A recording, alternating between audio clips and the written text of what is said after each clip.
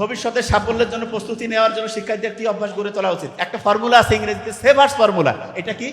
প্রত্যেকদিন সকালে উঠে সাইলেন্ট মোডে চলে যাবে। সাইলেন্ট মোড মানে আল্লাহর কাছে আমি সাহায্য চাচ্ছি, আল্লাহ তুমি আমাকে রহম করো। এরপরে আল্লাহর কাছে চাবা যে আল্লাহ আমার ব্রেন দৈনিক বাড়তেছে, আমি যাতে বড়দের সম্মান করতে পারি, আব্বা আম্মার জীবনটা অসাধারণ করতে পারি, এই চিন্তাগুলো করবে। এরপরে হচ্ছে ভবিষ্যতে যেটা হইতে চাও, ডাক্তার, ইঞ্জিনিয়ার, পলিটিক্যাল লিডার, যা হইতে চাও সেটা হয়ে গেছো, এবং সেটা হইতে গেলে যেই কাজ করা লাগে সেটা রুটিন অনুযায়ী করবা। প্রত্যেকদিন একটু এক্সারসাইজ করবা, নামাজ পড়বা, কোরআন করবা, এই অনুযায়ী পড়তে থাকো, ইনশাআল্লাহ অসাধারণ কিছু হবে। একজন শিক্ষার্থী হিসাবে সময় কার্যকরভাবে পরিচালনা করার সর্বোত্তম উপায় এটা বলে দেয়।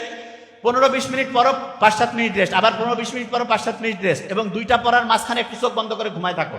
চোখ বন্ধ করে থাকবা, ব্রেইনটা শর্ট টার্ম থেকে লং টার্ম মেমোরি সেন্টারে পড়াটাকে 500% গতিতে রিজার্ভ করবে। এই জিনিসটা খুব ইম্পর্টেন্ট। তার মানে পড়ার ক্ষেত্রে রেস্ট দিয়ে পড়বো, দুইটা পড়ার মাঝখানে রিভিশন করবো, রাতে ঘুমানোর আগে রিভিশন, সকালে ঘুম থেকে উঠে রিভিশন। ওই সময় ব্রেনের আলফা এবং থিটা যে ওয়েভ থাকে এটা সবচেয়ে অ্যাক্টিভ হয়, পড়া সরাসরি ট্রান্সফার হয়ে চলে যায় শর্ট টার্ম থেকে লং টার্ম মেমোরিতে।